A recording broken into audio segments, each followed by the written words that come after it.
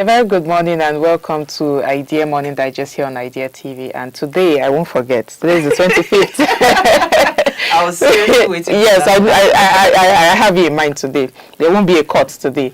Okay, today is the 25th of February 2026, and we are so excited and happy that you are kickstarting your morning with us. And yes, this is the right place to get informed conversations that shape our world around science, innovation, technology, governance, health, education, business, entrepreneurship, innovations, all of which are drivers of development in our world.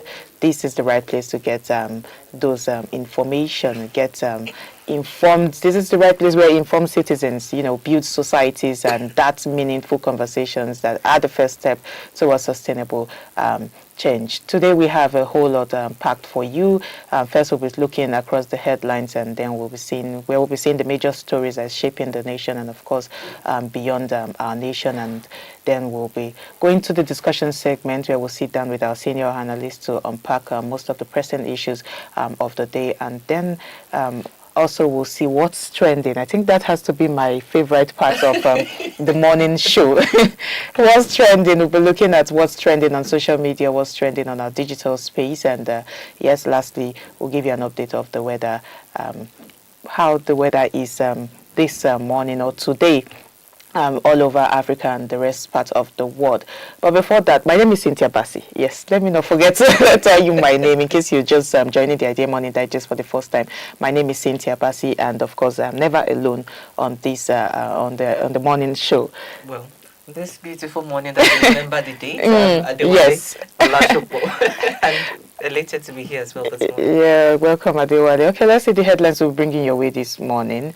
The first we'll be bringing to you is that President Tinubu's power promise under pressure as blackouts persist, and of course BENUE seeks federal nod for BANDIT Rehabilitation Center. And lastly, you'll be seeing that climate change could cut Africa's grazing land by 65% by 2100. I hope I got that Yes. correctly. Okay, let's go on this short break and we'll be back with the stories. Please stay with us.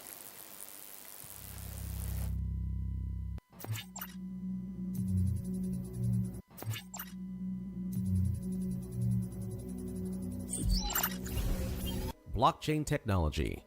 Blockchain is most commonly associated with cryptocurrencies like Bitcoin, but its potential goes far beyond that.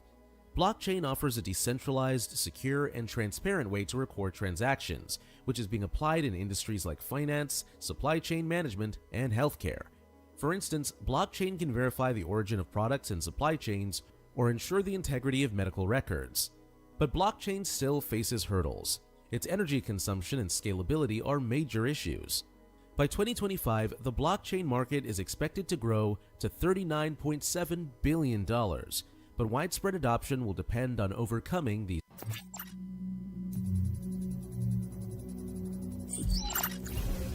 Enhancing cybersecurity.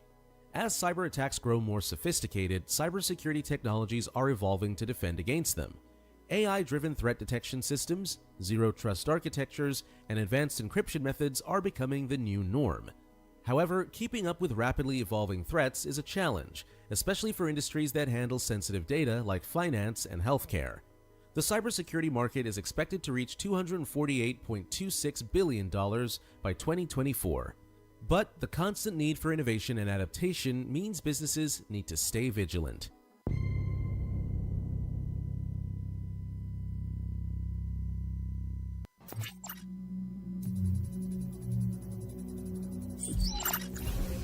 Human augmentation. Human augmentation is enhancing human abilities through exoskeletons, wearable technology, and brain-computer interfaces. For instance, exoskeletons are helping individuals with mobility challenges walk again, while brain-computer interfaces allow users to control devices with their thoughts. However, concerns around accessibility and privacy remain. The market for human augmentation is expected to grow to $298.5 billion by 2027, driven by demand in healthcare, defense, and personal productivity tools.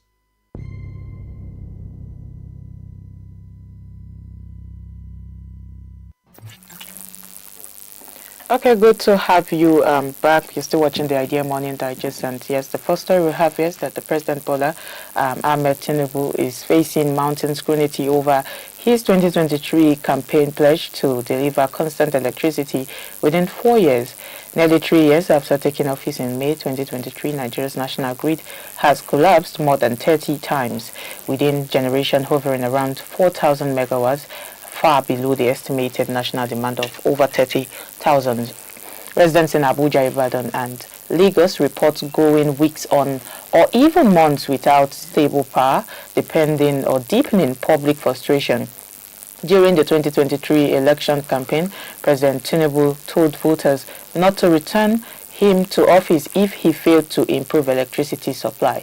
The government blames aging infrastructure, mounting sector debts and long-standing structural challenges, and says reforms are underway, including tariff increases and moves to encourage electricity generation at the state level as part of efforts to stabilize the grid and boost output. And let me be very honest here with this, because I think I saw that video, and the video has been circulating online, where the president said if he's ever elected as president and he does his tenure, he shouldn't be re-elected if the country do not have stable power supply. And when a candidate like President Bola Tinubu stood on campaign grounds in 2023 and practically come out to tell Nigerians that they should hold him accountable, I think that's a very strong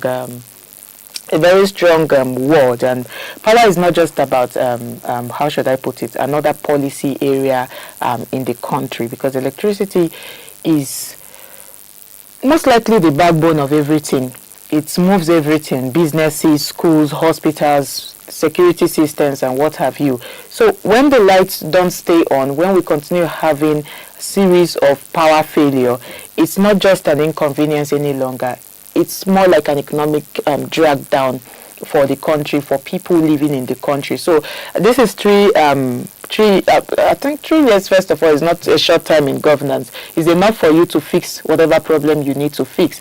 And now we are not blaming, the regime is now blaming it back to lack of infrastructure, or the infrastructure that has been before that was not properly maintained or something. But this problem is not a new one, and it is a problem you refer to and say that they should hold you accountable for. So people believe that as you are coming into power, you are coming in with a clear direction and somehow a perfect way to achieve this. Now, we are still having power generation still around 4,000 megawatts for a country of over 200 million people.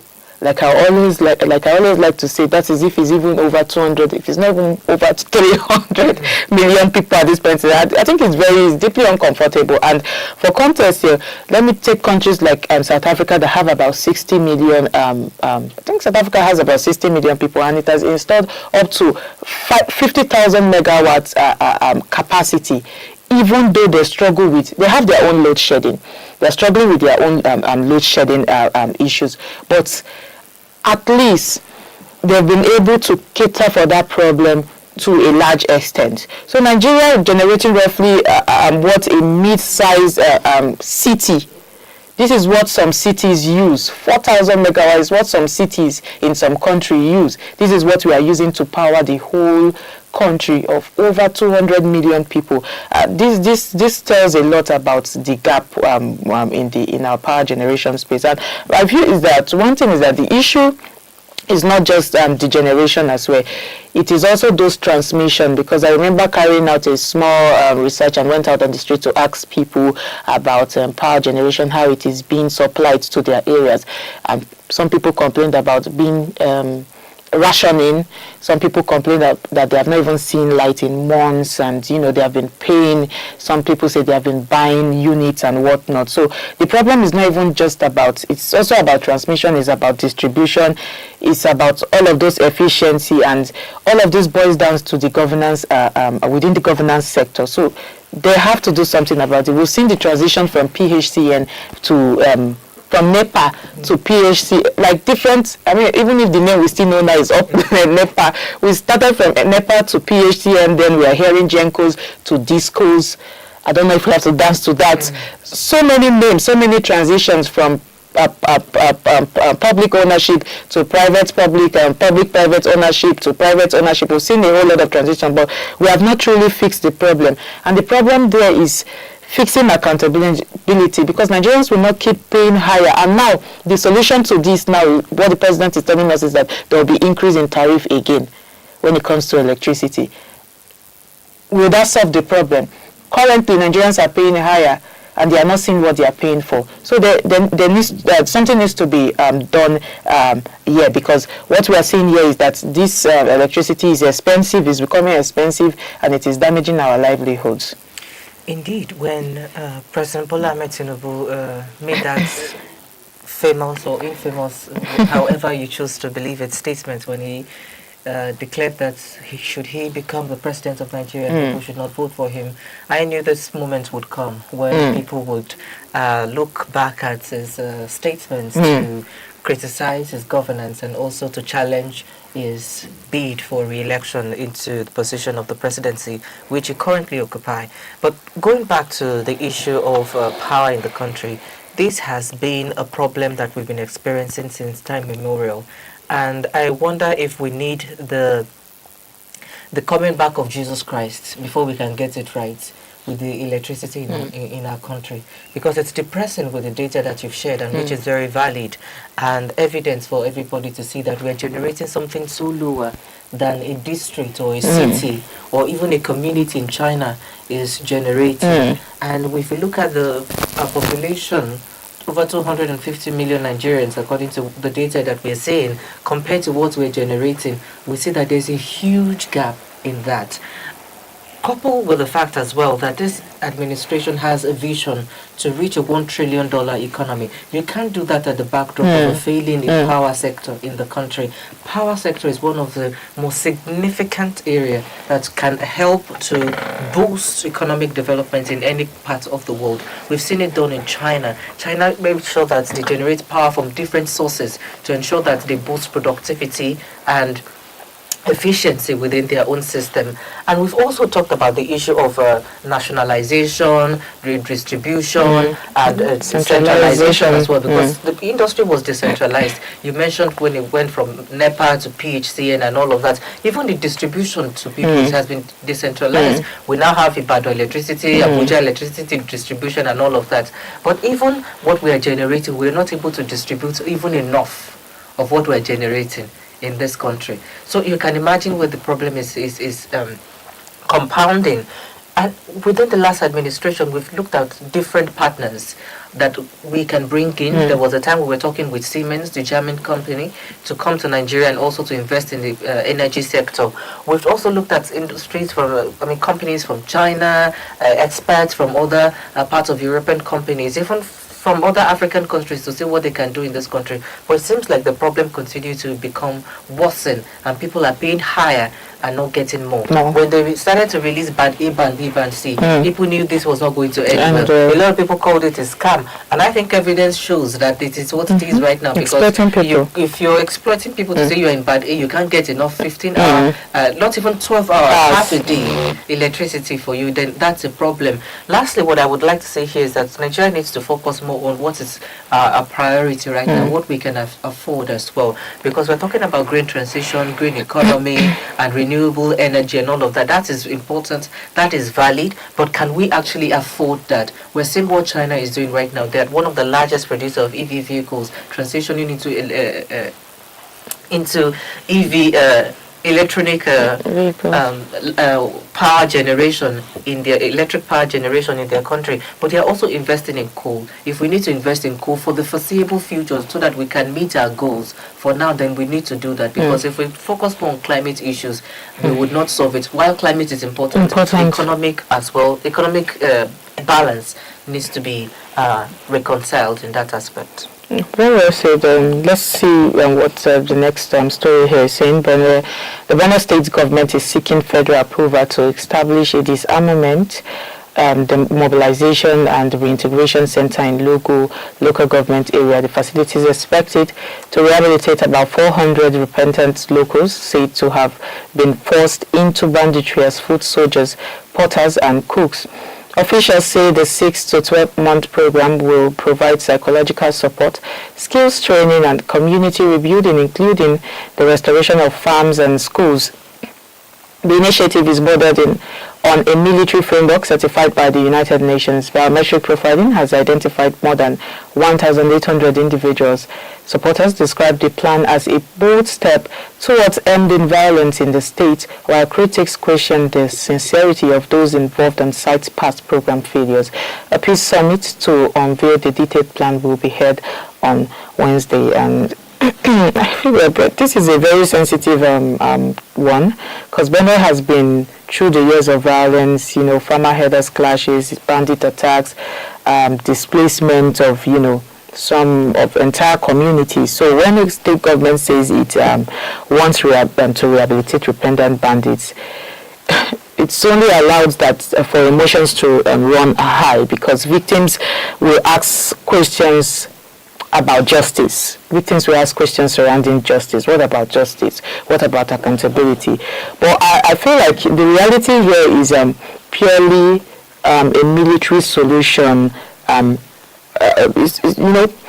Most of the time, military solutions really end insurgency, if I want to put it that way, or banditry completely, because we've seen that in the northeast with Boko Haram, the federal government introduced, how do they call that? Is it de-radicalization program, like the Operation Safe Corridor, and that did not really end well. Until now, they are still rehabilitating repentant soldiers, and I don't know, repentant terrorists rather, and I don't know where what they want to achieve with that.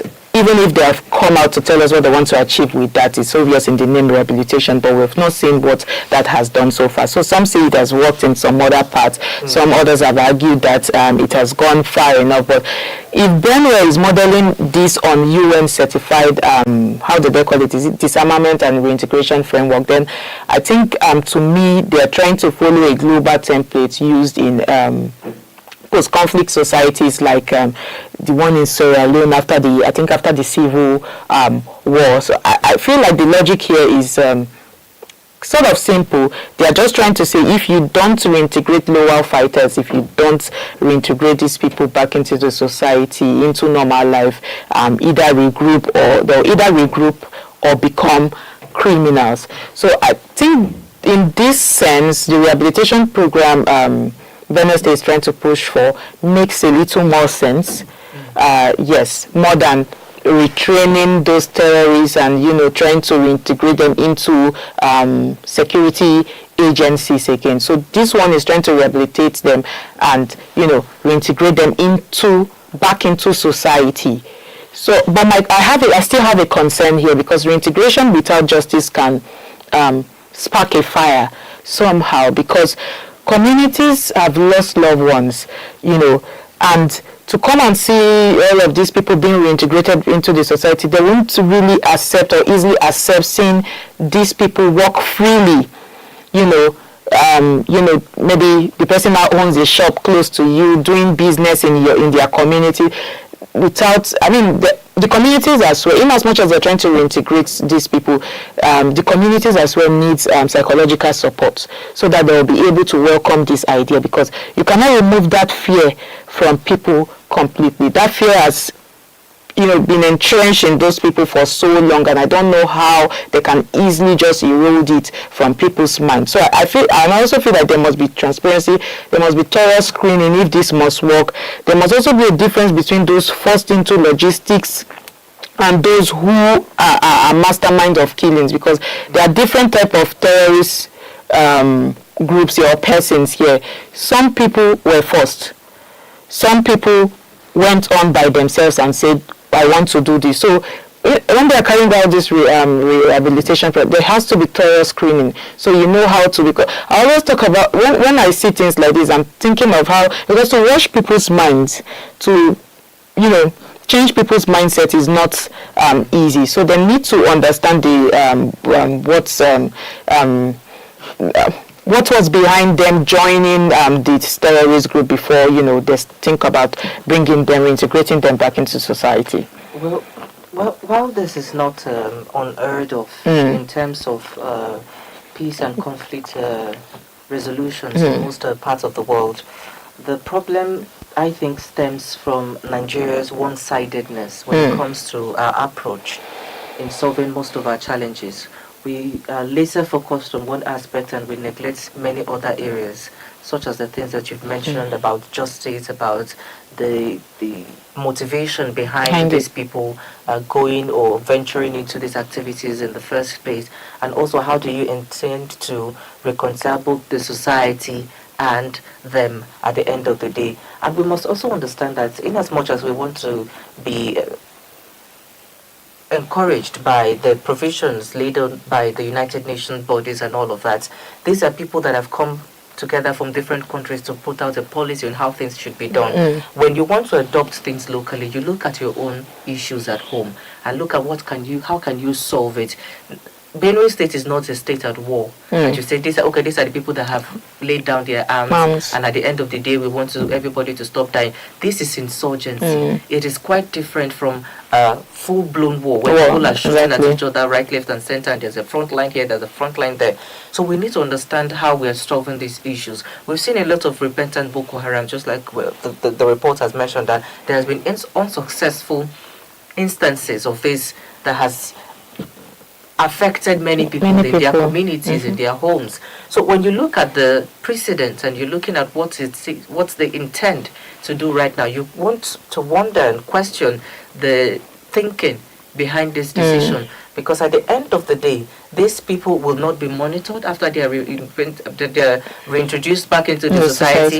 Whichever organization has been told to go and look at them and to ensure that they are behaving well. Do they have the facility to do that? But also other people will bring argument that you people want to put these people in prison. The government will not start paying for them. The correctional service is already overpacked with people that are awaiting trials, more than convicted fellows in the correctional centers that we have. So if you have those people who are also waiting around, so what do you do with them? What do you do with people like this, that you're sort of caught up in a conundrum, that if you reintegrate them back into the society, there's no certainty. How many years do you want to de-radicalize them and reorient them into nation building, into civil responsibility? So all of those things are the questions that people are asking, and those are valid questions because people's lives are being put on the line at risk.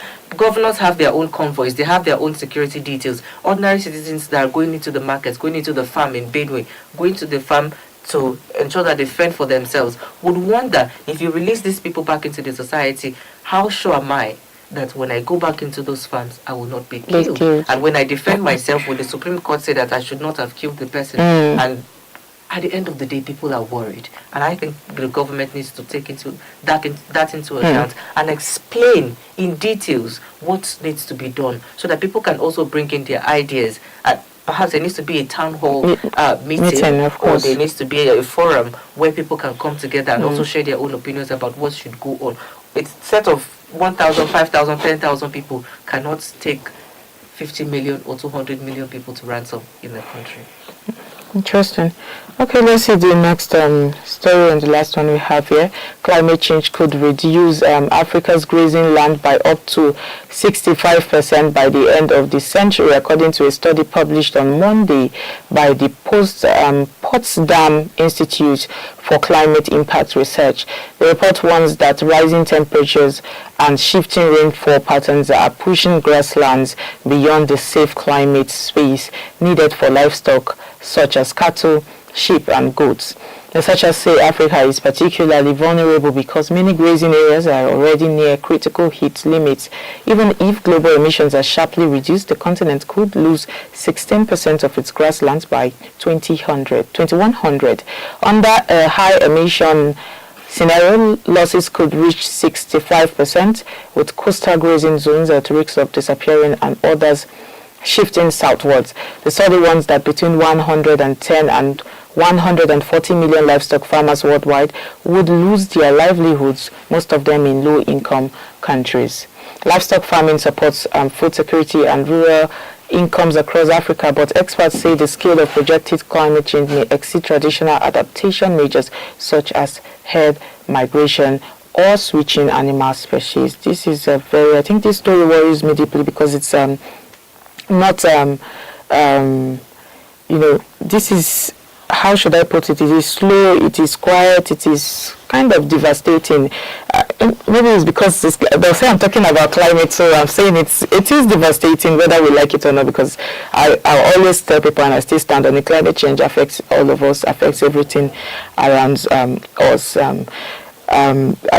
This research from that's why I'm saying this research really kind of ranges my body somehow, because this is one of Europe's leading climate institutions, climate research institutions. So when they come out to give some sort of report like this, it is valid to an extent. It is true. We could lose up to 65% of our grazing land under high emissions. When I talk about climate change, that's why I always like to bring reports like this, so we understand that when we talk about climate change, we are not just talking about what's the most familiar thing about climate change, flooding. Every country have peculiar problems when it comes to climate issues, but we have to understand that whatever peculiarities we have, whatever issues we have, if flooding is affecting Nigeria, it will still affect the rest of the world, because somehow we are dependent on ourselves for one thing or the other. It could be economic issue, it could be food, agriculture, and whatnot.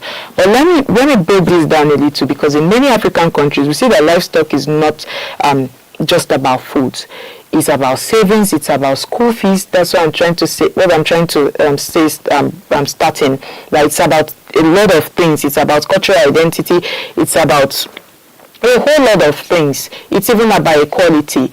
When some people come out and advocate for climate, the feministic idea of climate, people will be like, what concerns feminism and this? Okay. So it touches every aspect. Climate issues touches every aspect of our lives. And we see that in northern Nigeria, for example, cattle represents wealth. It is a very important means of livelihood here. Cattle represent health. It's not just about agriculture. It's not just the livestock. It's not just to eat. And we see even across East Africa, take for instance Kenya, take Ethiopia, Somalia, we see all of those pastoralist communities that depend almost entirely on grasslands.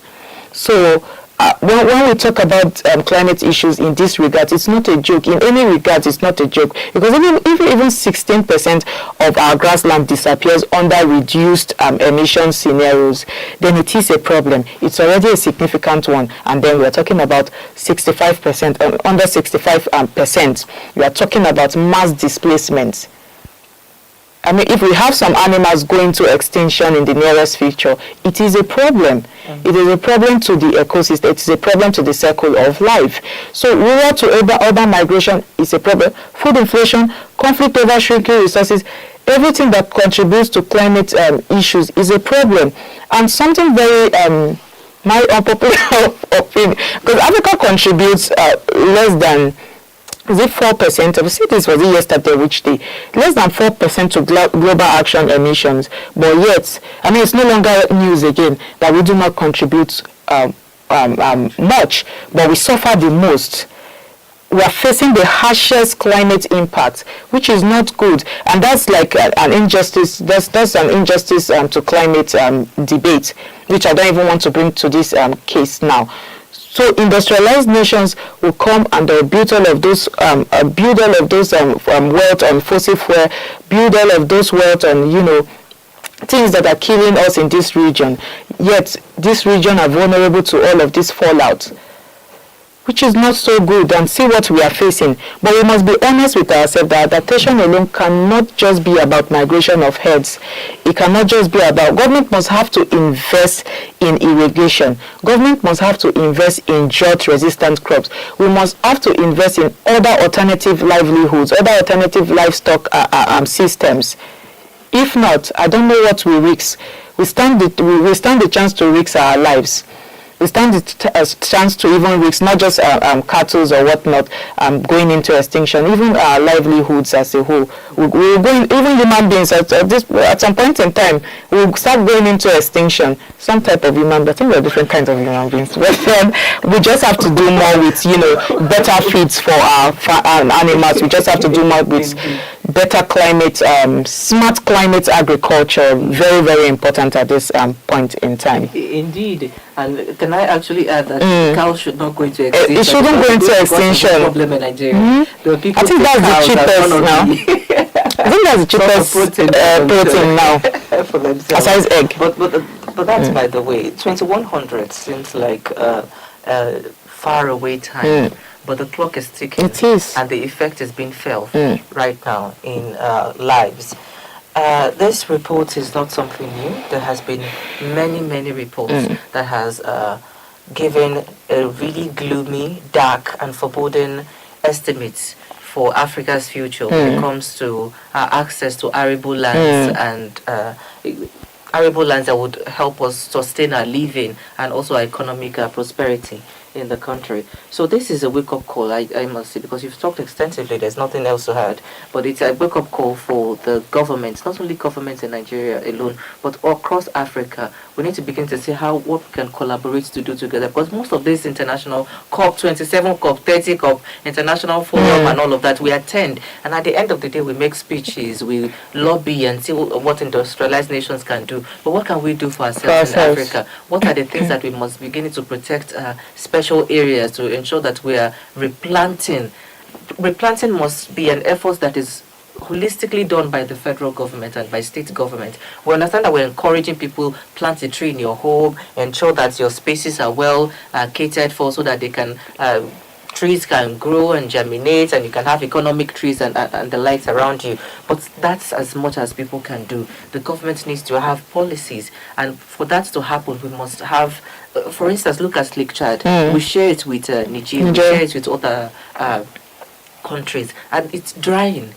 So what can we do? It's not an effort that Nigeria can do alone. So that's a collaborative effort. But we've seen the map that was being shown on the screen the other time. Look at the red areas across the western, upper Western Africa and the Sahel region. It really affects extensively. So we need that collaboration within African countries ourselves, not alone hoping to get more from abroad. But when we look at even countries like China, what they've done, they're planting lots of things in the Gobi Desert in their country, so that they can stop the receding grassland that has been eroded by the desert storm. So all of these things are things that we need to do. We need to declare emergency in this aspect. Exactly. Because we're looking at it in 2100. By the next 2030, 2040, 2050, the effect will start. It's already affecting us right now, but it will become higher. It will become harsher, and lives will become very harder for people as well to live. So I think we need to begin to have this discussion, not only as things, as footnotes when we're having important national conversation, but as the forefront of our own national prosperity and developmental agenda. Okay, very well said that we need to start having it into our policy conversations, but that's the much we can bring for you across the headlines. Let's see the stories we brought your way, so that the President Tinubu power promise under pressure as blackouts persist, and BENUE 6 federal nod for BANDIT Rehabilitation Center. And lastly, you saw that climate change could cut Africa's grazing land by 65% by 2100. But that's the much we can bring your way. Like I said, we'll be back with the discussion segment after this break. And of course, we'll have our senior in-house analyst in Idea TV join us.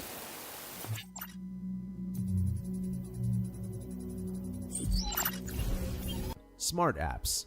Smart apps leverage AI and machine learning to provide personalized user experiences and automate tasks.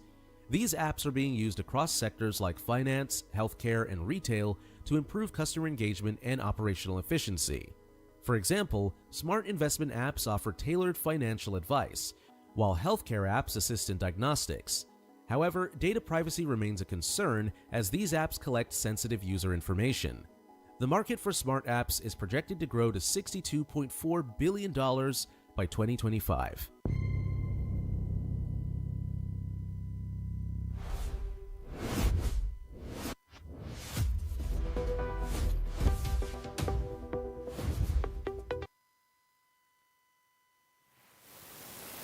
Welcome back. It's good to know that you're still there with us. And yes, this is a discussion segment. We'll be talking about what a report that the World Health Organization has brought to our notice. World Health study on hydrocarbon exposure in OGONILAND. So, yes, the World Health Organization has commenced a comprehensive health study in OGONILAND, Rivers State, to investigate illness linked to long-term hydrocarbon exposure. And the study is being conducted by the International Agency for Research on Cancer in collaboration with the Hydrocarbon Pollution Remediation Project, also known as Hydrocarbon Pollution Remediation Project, HYPREP. The move follows the recommendations of the United Nations Environment Programme UNEP report, which highlighted severe environmental contamination in OGONILAND and called not just for cleanup but also for a long-term health assessment of the people. Now, nearly a decade after remediation efforts began, the focus is shifting to a critical question: what has prolonged exposure to hydrocarbon pollution done to the health of the people? And the study will involve 4,000 participants across impacted and non-impacted communities, examining occupational exposure. They'll be collecting biological samples and comparing the findings to understand the real human cost of environmental degradation. This is more than a scientific study. When we look at it, it is about lives, it's about livelihoods, it's about accountability and the future of environmental governance in Nigeria. I will be looking at some key issues here: public health implications of long-term hydrocarbon exposure, what illnesses are commonly associated with hydrocarbon contamination, cancer, as we know, respiratory diseases, reproductive issues, and how might they manifest in OGONILAND. And also we'll be seeing talking about environmental remediation versus health remediation, while soil and water cleanup is ongoing. Is it enough? Is enough attention being paid to, the human health consequences that may already exist, and also scientific credibility and international oversight, even if we're not scientists? But what does the involvement of WHO and IARC mean for transparency, data credibility, and global standards in environmental health research, and also community trust, which is very important at participation, given the historical distrust in oil-producing communities? How crucial is voluntary consent, sensitization, and traditional leaders' support to the success of this study?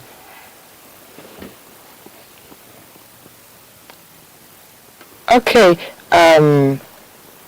This research has just come out. This is a very big one on health talk, still big one on climate talk. Wale, good morning, good to have you. Yes, we have the personal research with us. I don't know why you're just, but yes, welcome, sir. It's good to have you join us this morning. Yes, and the World Health Organization has come out stepping into OGONILAND. That isn't just a routine checkup again. This time they want to go heads on to, carry out a study.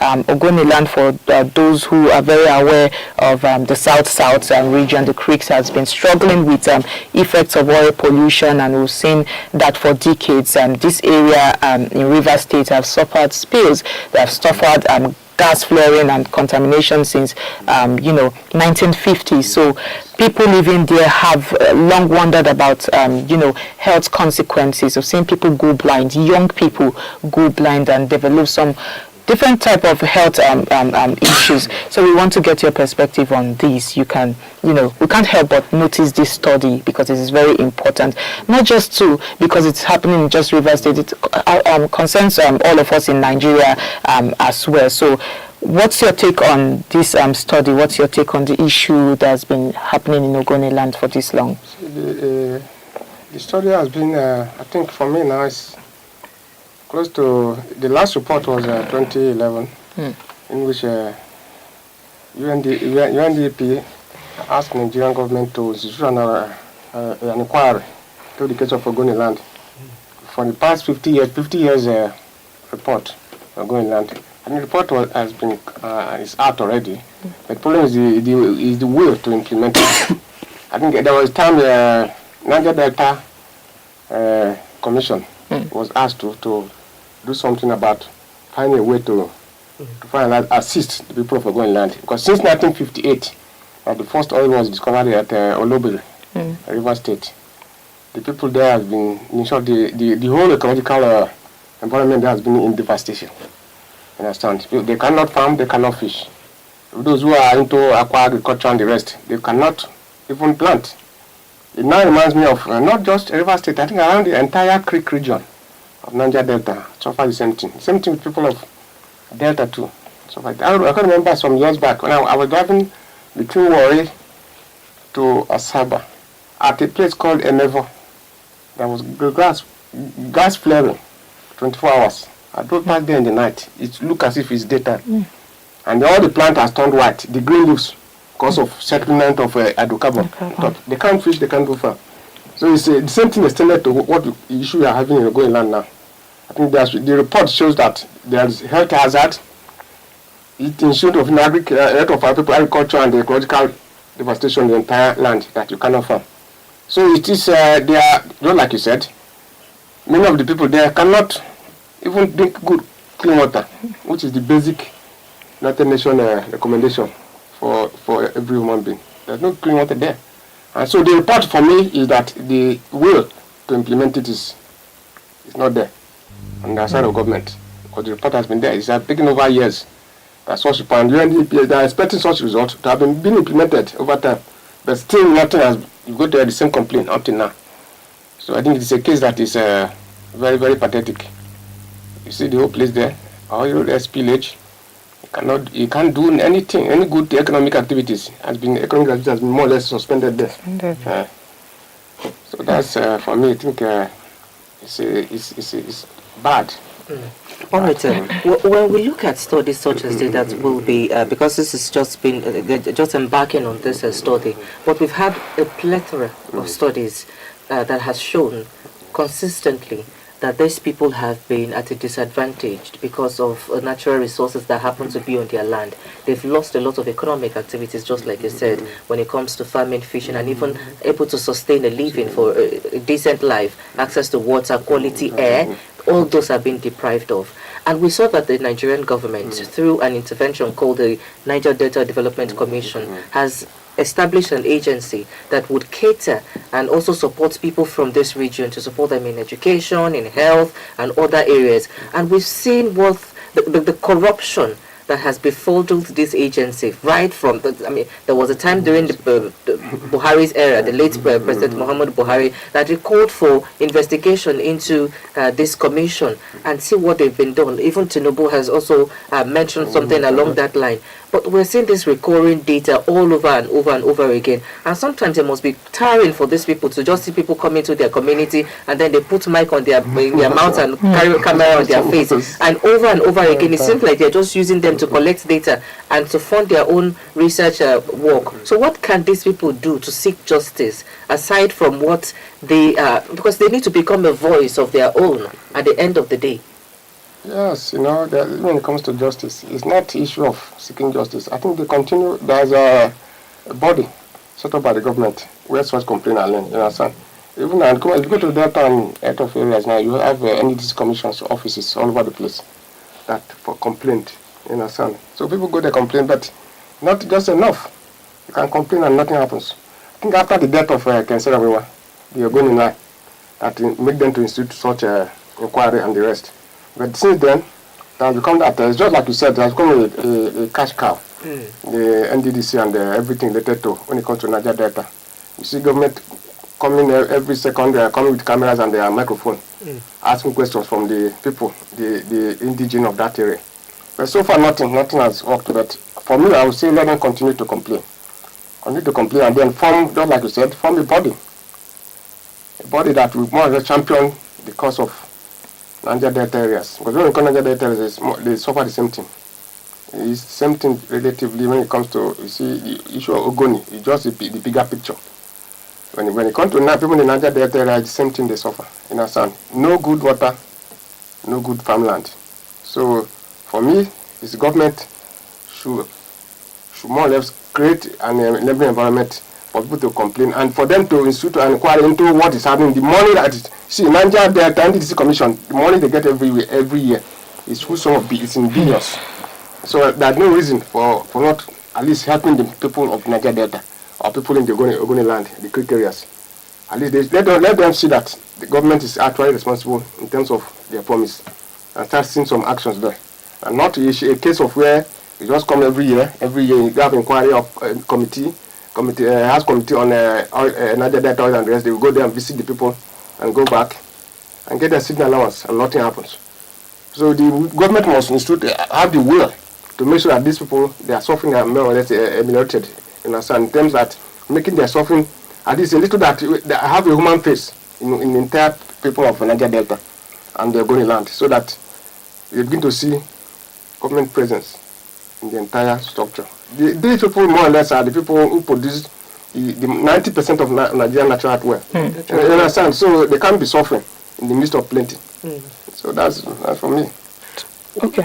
We would also say that for years there has also been agitation against the oil extractors, and we're talking about all those fossil fuel companies, international corporations that are in Nigeria, and we've seen cases being taken to UK courts, and there are being the injunctions being levied against these companies and told to come back to Nigeria, perhaps to perform cleanup responsibilities in communities and all of that.